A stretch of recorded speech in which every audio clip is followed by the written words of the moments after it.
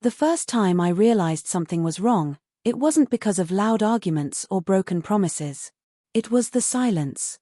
The kind of silence that fills a room and makes you question what is left unspoken. My name is Emily Carter, I'm 32 years old, and for the longest time, I believed my marriage was built on trust. My husband, Daniel, was a man of ambition, always chasing goals, always pushing himself to be better, and I admired that about him. We had been married for 7 years, and like most couples, we had our share of challenges, but I always thought we were strong enough to handle them. It wasn't until the night Daniel came home late from work, his tie loosened and his phone buzzing relentlessly, that I felt the shift. He had been distracted before, but that night, I saw something different in his eyes. Something distant. Something hidden. I asked him if everything was all right, and he smiled the way people do when they want to convince you nothing is wrong, but their eyes betray them. Just work, he said. It's been busy. I wanted to believe him. I wanted to wrap myself in the comfort of trust, but deep down, I felt the first ripple of doubt. Days turned into weeks, and Daniel's late nights became a pattern. I tried to distract myself, diving into my work at the local community center, spending time with friends, and keeping busy with routines. Yet, no matter how much I tried, the unease lingered. My best friend, Rachel, noticed it before I even admitted it to myself. We met for coffee on a chilly morning, the kind where steam rises from your cup like whispers of warmth. She looked at me with concern as I stirred my latte absent-mindedly. You're not yourself. Is everything okay with you and Daniel? I wanted to say yes. I wanted to reassure her that everything was fine, but instead, I sighed. I don't know, Rach. He's been so distant lately. Always at work, always on his phone. I feel like he's somewhere else. Rachel reached across the table and touched my hand. Listen, you can't keep this inside. If something is going on, you deserve to know. Secrets have a way of eating people alive. Her words lingered with me long after our conversation ended. That night, I sat in our bedroom, staring at the ceiling as Daniel slept beside me. I wondered how many secrets can a marriage survive before it breaks. The breaking point came unexpectedly. One evening, while preparing dinner, Daniel received a call. His voice dropped into a hushed tone as he stepped into the hallway. Normally, I respected his privacy, but something in me snapped. I walked closer, hearing only fragments. I'll handle it, she can't know, just give me more time.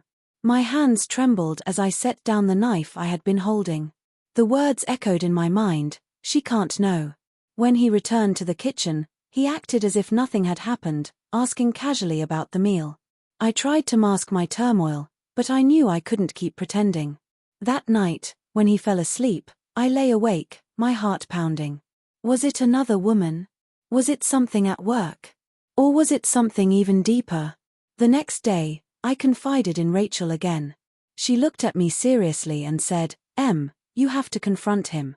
You can't live in the dark. Secrets grow in silence. Summoning courage wasn't easy.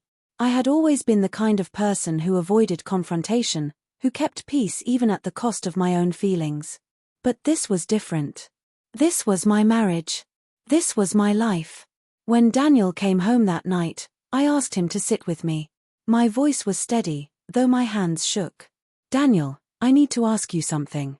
And I want the truth. What's been going on? Who was on the phone last night? For a long moment, he just stared at me. His jaw tightened, and I saw the battle in his eyes. Then, finally, he spoke. Emily, I didn't want you to find out this way. I've been trying to protect you. Protect me from what? My voice broke. He sighed deeply, running a hand through his hair. It's not another woman, but it's something I should have told you months ago. My company has been under investigation.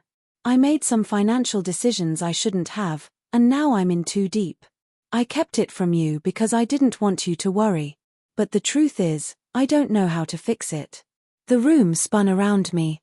All the nights, all the lies, all the distance. It wasn't about love or someone else. It was about secrets, money, and fear. You should have told me, I whispered.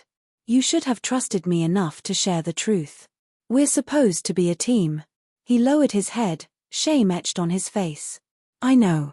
I thought I could fix it on my own. I thought if I kept it from you, you'd be spared. But I was wrong. In that moment, my anger melted into sorrow. Not because of the mistakes he made, but because of the wall he built between us. Over the next weeks, we faced the reality together. We met with lawyers, had long discussions, and endured countless sleepless nights.